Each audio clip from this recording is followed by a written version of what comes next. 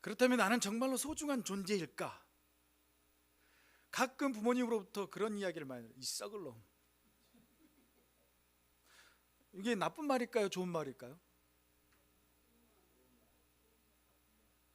전라도에서 사신 분들은 이게 좋은 말로 이렇게 이야기를 합니다.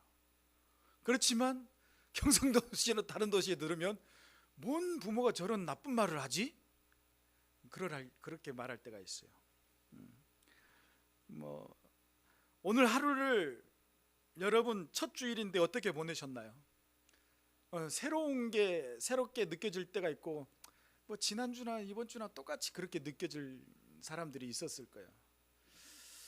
오늘 하루를 보내면서 집에 가서 이런 생각을 좀 하셨으면 좋겠습니다. 나는 정말로 괜찮은 사람일까? 한번 좀 고민해 봤으면 좋겠어요. 나는 정말로 가치 있는 존재일까? 이걸 우리 학생들과 청년들이 좀 고민해 봤으면 좋겠고, 우리 어른들도 좀 고민해 봤으면 좋겠습니다. 이런 질문을 스스로 던져 봐야 된다라고 하는 거예요.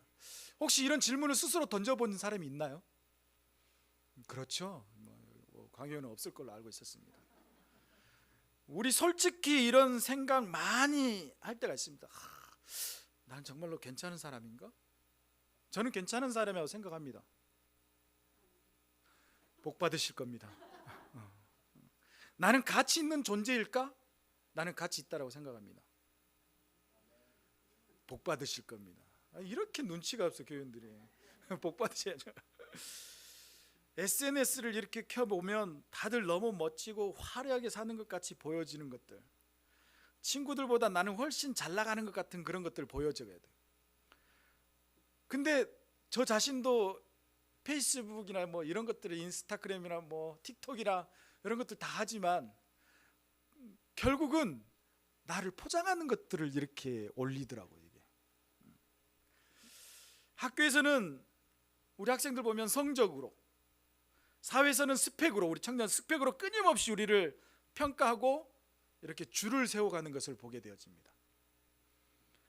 교회에서도 그런 걸 전도사 때 많이 느꼈습니다. 부목사 있고 교육전사 한 3-4명 되는데, 일 잘하는 전도사들은 항상 목사님이 따로 불러내서 용돈 주더라고요. 여러분들도 그렇잖아요. 자식 있으면 괜히 따로 한 명 불러내서 슈퍼마켓에서 아이스크림 사서 먹여서 데리고 들어가고. 없어요?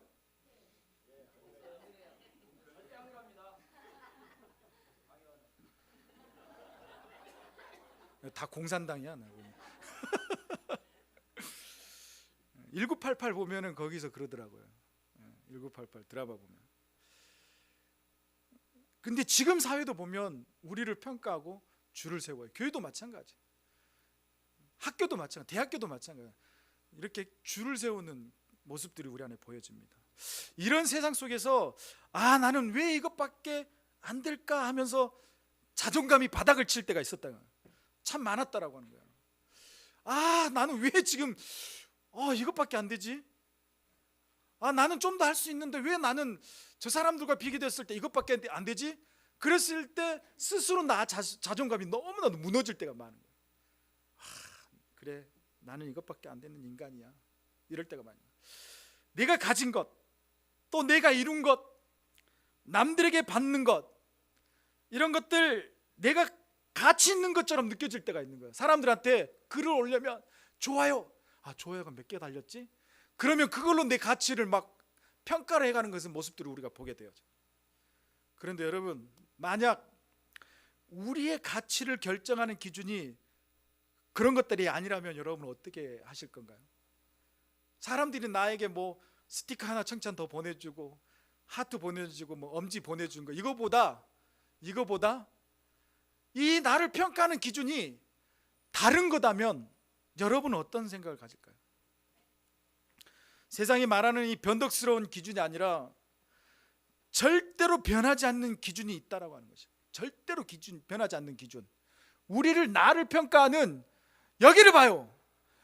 나를 평가하는 절대 변하지 않는 그 기준이 있다라고 하는 거예요. 세상은 평가하는 기준이 계속 바뀝니다. 옛날에는 저 같은 인물이 정말로 최고였어요. 복 받을 겁니다. 그런데 지금의 평가 기준이 어떻게 달라지면 담임 목사님처럼 저런 좀 배도 나오고 또 이렇게 돼, 그게 더 잘 나가더라요. 나보다 좀 크게 아멘 해줘야지. 저분이 더 평가를 받더라 이거요. 성도들이 별로 사랑 안 하는 것 같습니다. 우리 청년들도 마찬가지. 누가 옷을 좀 더 잘 입으면 그 사람이 더 멋지게 평가가 돼요. 진짜 영재처럼 똑딱한 애가 있는데 걔는 옷을 허름하게 입고 다녀. 평가 너무 낮아. 이게 세상의 기준이고 평가하는 기준이고 계속 바뀌어지더라 이거예요. 그렇지만 절대적으로 변하지 않는 그 기준이 있다라고 하는 거예요. 그 기준. 오늘 우리는 그 답을 성경에서 가장 첫 페이지에 있는 창세기에서 오늘 찾아보려고 합니다. 창세기에서 오늘 말씀을 통해서 내가 얼마나 소중한 존재인가 고개를 들라. 여기를 봐, 은혁아.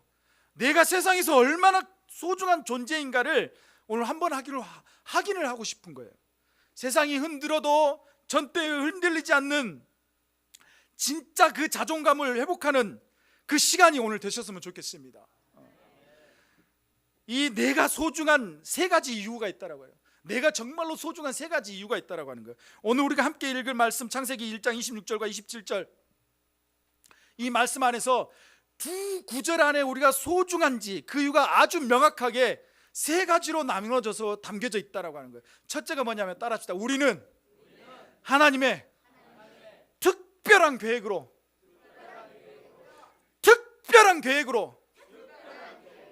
만들어졌다. 이게 가장 핵심이에요. 세상의 물건들은 보편화되고 일반화되고 그냥 평범하게 만들어졌지만 나라는 존재는 하나님의 특별한 계획 속에서 맹그러졌다라고 하는 거예요. 창세기 1장을 보면 하나님이 세상을 창조하실 때 계속 반복되는 패턴이 있습니다. 빛이 있으라 하시니 빛이 있었고, 하늘이 있으라 하시니 하늘이 생겼고, 그냥 말씀으로 짠 하고 하니까 짠 그렇게 생겼다라고요. 하나님 말씀으로.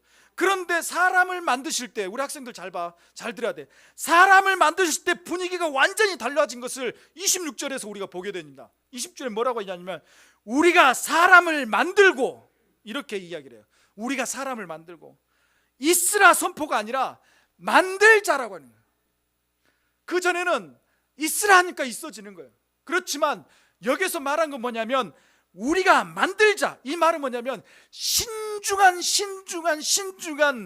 그분의 의지를 가지고 우리를 특별한 계획 속에서 만들었다라고 하는 거예요. 우리 청년들도 마찬가지예요. 나는 특별한 존재예요. 마치 위대한 예술가가 최고의 걸작품을 만들기 전에 자, 이제 내가 모든 실력을 쏟아부어서 엄청난 작품을 한번 만들어 볼까? 진지하게 고민하고 무엇을 할지 계획을 하고 거기에 계획 속에서 하나하나를 이렇게 만들어가는 것을 보게 되어집니다. 여기서 우리가라고요. 우리가가 누굴까요? 누구인지에 대해서 신학적으로 여러 가지 해석이 있지만 가장 아름다운 해석은 뭐냐면 바로 성부, 성자, 성령 삼위일체 하나님께서 서로 운운하시면서 이 장면을 만들어가지 않았을까. 나름대로 어제 밤속에 꿈을 꾸고 그 생각을 해봤어요. 세 분이 앉아서 성부, 성자, 성령이 앉으셔가지고 박태복을 만들어야 되는데 어떻게 만들지? 잘생기게? 노. 키가 크게? 아니야, 시기질 탈 사람 많아, 적당하게.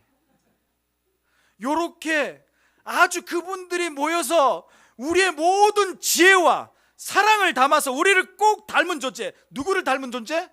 하나님을 닮은 존재로 만들자. 그렇게 하자. 이렇게 했을 거라 생각이 들어요. 이거보다 더 좋은 해석이 있어요? 있을 수도 있어요. 이게 뭘 의미할까요? 여러분 한 사람 한 사람은 우연히 어쩌다 보니 태어난 존재가 아니라는 거예요. 온 우주를 만드신 창조주께서 가장 신중하게 특별한 계획과 사랑을 가지고 디자인한 바로 여러분이 걸작품이라고 이야기하는 것이에요. 옆에 사람 한번 쳐다보세요. 쳐다봐요. 어때요? 그럴 수도 있어요. 그렇지만 그 민망한 얼굴이지만 하나님은 신중에 신중에 계획 속에서 특별한 계획 가지고 그분을 세우셨다라고 하는 거죠. 걸작품이라고. 하나님 보시기에 걸작품이에요. 내가 보기에는 좀 안쓰럽게 보이지만 하나님의 눈에는 걸작품이라고 이야기하는 거예요.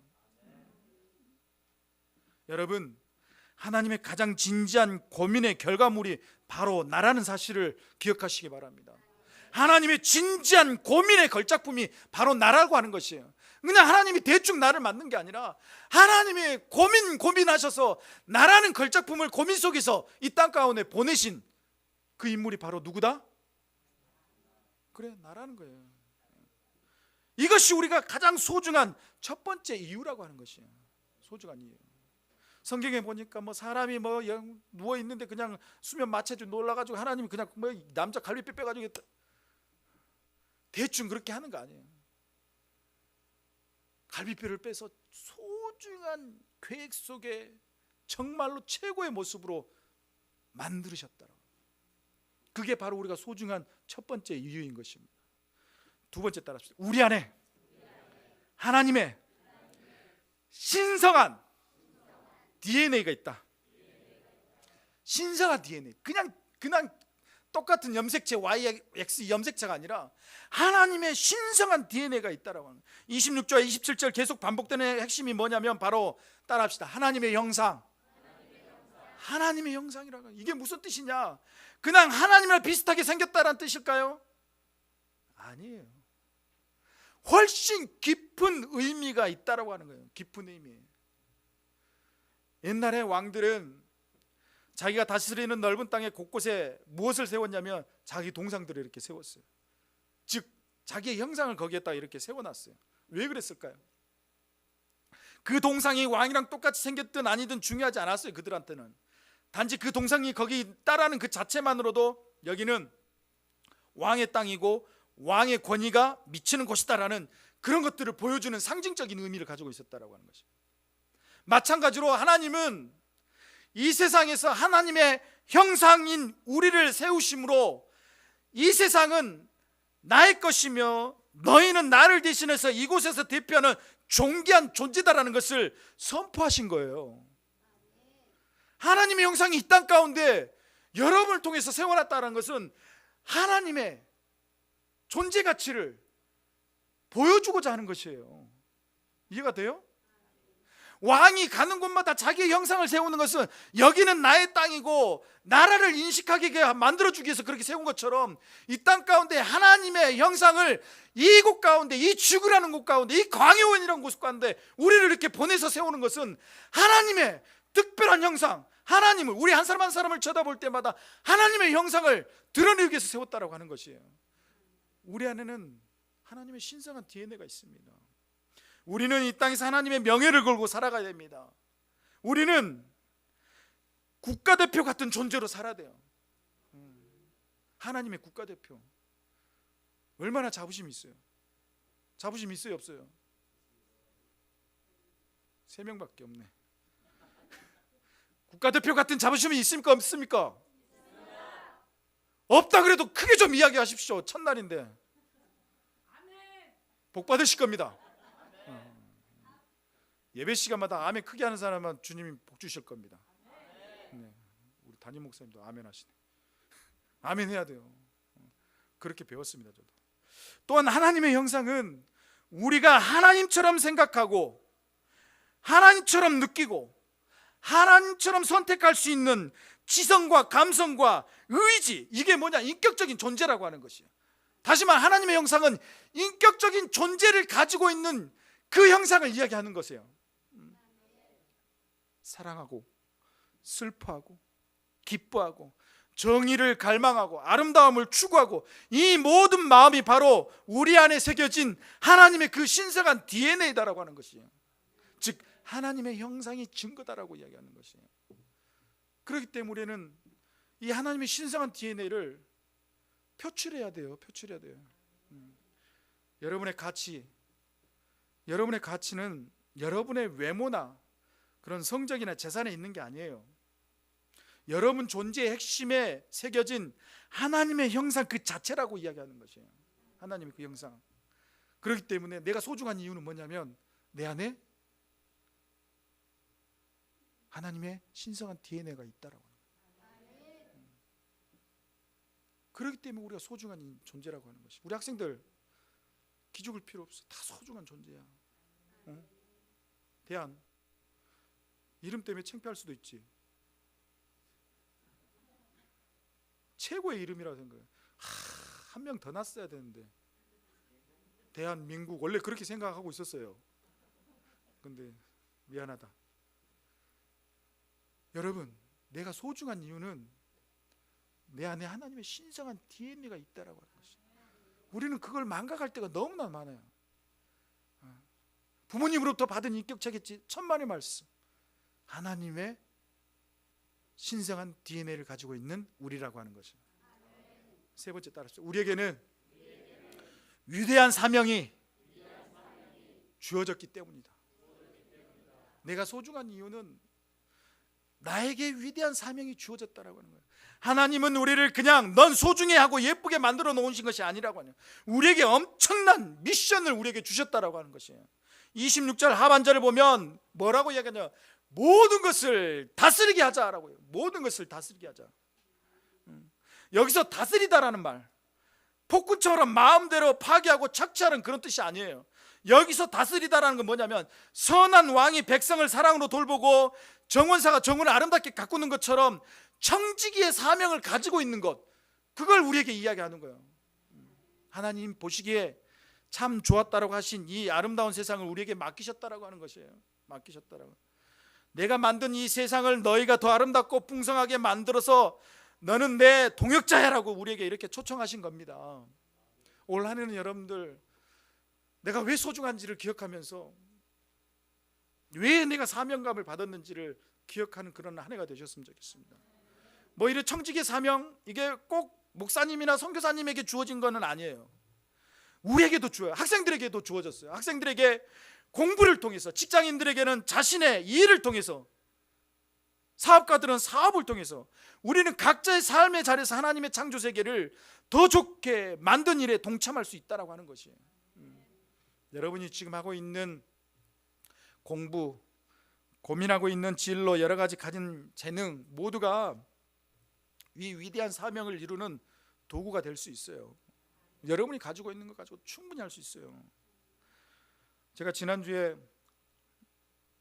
모 자매 거기 일하는 데 신방을 갔어요. 뭐 생일도 하필이면 또 그날 생일이 걸려가지고 케이크를 사가지고 갔어요. 직장생활 그렇게 해야 되는 겁니다. 주인한테 인정을 받고, 주인한테서 저 직원은 정말로 좋은 사람입니다, 된 사람입니다라고 칭찬받을 수 있는 그런 느낌을 가지고 일을 해야 된다라고 하는 것이에요. 공부할 때도 마찬가지예요. 규현이가 학교 생활할 때 친구들한테 정말로 좋은 친구입니다, 선생님한테 좋은 학생입니다라고 이런 것들을 받아낼 수 있는 그런 사명감을 가지고 학교 생활을 해야 돼요. 그래야지 이게 선한 영향력으로 미쳐지는 거예요. 우리는 목적 없이 방황하는 존재가 아닙니다. 창조주로부터 위대한 사명의 부름을 받고 존귀한 하나님의 파트너로서 오늘날 우리 이 세상 가운데 살아가고 있다고 하는 거예요. 결론을 맺겠습니다. 여러분 따라합시다. 걸작품답게 살자. 여러분이 소중한 이유가 무엇이라고 생각하십니까? 첫째는 하나님의 특별한 계획과 고민 끝에 탄생한 계획된 걸작품이라요. 계획된 걸작품. 둘째는 존재 자체에 하나님의 신성한 DNA, 즉 하나님의 형상이 여러분 하나하나에 새겨져 있다라고 하는 것이에요. 세 번째는 이 세상을 아름답게 가꾸는 위대한 청지기의 사명을 우리에게 줬다라고 하는 것이에요. 이 진리는 여러분의 성적이나 외모나 가정환경 그 어떤 조건과도 상관없이 영원히 변하지 않는 진실이라고 하는 거예요. 변하지 않는 진실. 그러니 이제부터 여러분 세상 저울에 여러분 자신을 올려놓고 불안해하지 마시기 바랍니다. 세상의 기준 때문에 내가 거기에 불안하고 거기에 맞추려고 하고 그럴 필요가 없어요. 우리 친구들, 학생들도 마찬가지예요. 청년들도 마찬가지예요. 그냥 그 소셜 네트워크에서 좋아요 이거에 목숨 걸지 마시기 바랍니다. 다른 사람과 비교하면 스스로 깎아내리기 수밖에 없어요. 대신 오늘 들은 이 말씀을 붙잡고 이렇게 살아보면 어떨까 생각이 듭니다. 첫째, 제가 얘기해요. 나의 가치는, 첫째, 나의 가치는 존재에 있음을 매일 선포하는 거예요. 계속 아침에 일어날 때마다 나는 가치 있는 존재다. 학생들, 청년 따라합시다. 나는 가치 있는 존재다. 눈 뜨자마자 이걸 선포하는 거예요. 둘째는 내 안에 있는 하나님의 형상을 빛내자. 왜 안 해, 학생 청년? 말이 길어서 그래? 내 안에 있는 하나님의 형상을 빛내자. 셋째는 청지기로서 사명을 기쁨으로 감당하자. 이걸 매일 아침마다 눈 뜨자마자 선포하는 여러분들 되시기 바랍니다. 그래야지만이 여러분의 가치가 증명이 되고 자존감이 올라가는 거예요. 여러분은 공장에서 찍어내는 그런 부품이 아닙니다. 온 우주를 만드시고 창조하신 하나님의 그 서명이 새겨진 세상에서 당한 하나뿐인 걸작품이라고 하는 것이 걸작품. 여러분들은 오늘 진리를 여러분 마음에 새기시고 걸작품답게 당당하게 자신있게 그리고 의미있게 살아가는 여러분들이 되기를 바랍니다. 우리 함께 기도합시다. 우리 오늘 기도할 때 학생들은 그렇게 기도하시기 바랍니다. 하나님, 나의 자존감이 무너지고 너무 나약한 존재로 있었지만 오늘 이 말씀을 통해서 내가 왜 소중하고 왜 하나님의 창조주의 걸작품인지를 말씀을 통해서 오늘 기억하게 되었습니다. 내가 더 사명감을 가지고 자신감 있게 학교 생활할 수 있도록 은혜를 달라고 기도하시고, 우리 청년들도 마찬가지예요. 주어진 직장에서 사명감을 드러내면서 하나님의 영상을 드러내면서 가치 있는 존재로 살아가게 달라고 기도하시기 바랍니다. 더 나아가서 우리 성도들은 우리 학생들과 청년들을 위해서 이들이 오늘 이 말씀을 가지고 한 해를 달려갈 때 하나님의 가치를 증명해낼 수 있는 그런 학생들과 청년이 되게 달라고 이 시간 다 같이 주여 한번 부르짖고 뜨겁게 기도하겠습니다. 주여! 하나님 아버지, 감사를 드립니다. 오늘 우리가 왜 소중한지, 왜 하나님의 창조주의 걸작품인지를 기억하게 됐습니다. 우리 학생들을 기억하여 주시옵소서. 이들에게 가치 있는 삶을 살게 하여 주시고, 이들이 하나님의 영상을 잃어버리지 않도록 하나님께서 붙잡아 주시고, 이들이 청직의 사명을 감당하며 살아가는 인생이 되게 도와주시옵소서. 우리 청년들에게도 은혜를 허락하여 주시고, 이 청년들의 시대에 하나님을 더욱더 바라볼 수 있는 믿음으로 살아가게 하여 주시옵소서. 아버지 하나님, 학생부가 부흥이 되게 하여 주시고 청년부가 부흥되게 하여 주시옵소서. 이들이 하나님 은혜 가운데서 세워지게 하여 주시옵소서. 이들의 가치관을 정립시켜 주시고 이들의 정체성을 흔들리지 않도록 하나님께서 확립시켜 주시옵소서. 아버지 하나님, 이들에게 은혜를 주시고 이들을 통해서 하나님의 놀라운 일들이 펼쳐지기를 원합니다. 성령의 은혜를 주시옵소서. 아버지 하나님, 그들의 말씀을 통해서 바라보게 도와주시고 그 믿음 되게 도와주시고 그네들을 되게 도와주시옵소서. 아버지 하나님, 이들이 소망 가운데 있게 하여 주시옵소서. 아버지 하나님, 하나님께서 함께 할 수 있습니다. 이들의 마음이 진리 안에서 마음이 깊이 새기고 걸작품답게 당당하게 자신있게 의미있게 살아가는 그런 우리 학생들 청년들 되게 하여 주시옵소서. 아버지 하나님께서 도와주시니 싸우니 아버지 하나님, 이들의 마음을 붙잡아 주시옵소서. 하나님, 이들을 회복시켜 주시옵소서. 이들이 회복을 통해서 하나님 앞에 더욱더 일어서게 하여 주시고 그 믿음으로 말미암아 달려갈 수 있는 그런 믿음의 삶이 되게 도와주시옵소서. 주님, 주님을 사랑합니다. 고마우신 아버지 하나님, 감사를 드립니다. 우리가 왜 소중한지 오늘 말씀을 통해서 우리가 기억하게 됩니다. 우리 안에 하나님의 그 형상이 있다는 것을 날마다 기억하며 살아가게 하시고, 하나님의 형상 속에 지어진 걸작품으로서 이 세상 가운데 우리에게 주어진 소중한 그 청직의 사명을 나는 무엇이 있을지 고민하면서 그걸 발견하고 찾아가는 우리 학생들 청년들 되게 하여 주시옵소서.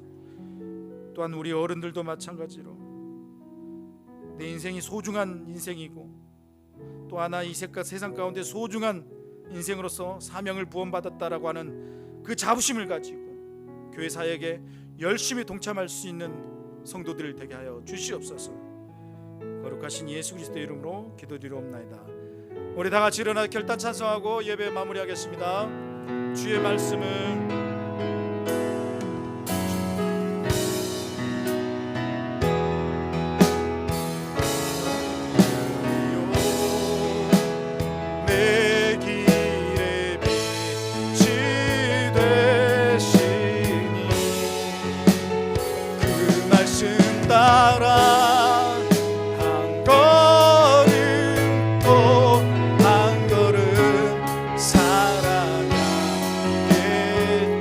말씀은 주의 말씀은 내 발의 등이요 내 길의 빛이 되시니 그 말씀 따라 한 걸음 또 한 걸음 살아가게 하소서.